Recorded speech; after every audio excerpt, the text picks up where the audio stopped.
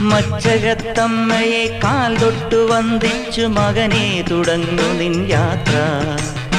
അദ്വൈത വേദാന്ത ചിന്തതൻ വഴിയിലൂടെ ആദ്യന്തമില്ലാത്ത യാത്ര, ഒരറിവില്ല പൈതലിൻ യാത്ര.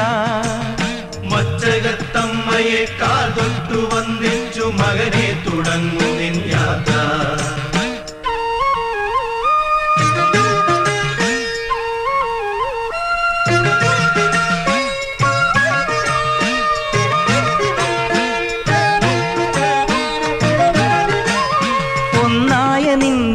രണ്ടെന്നു കണ്ടുള്ളൊരിണ്ടലുകൾ പോക്കുന്ന യാത്ര.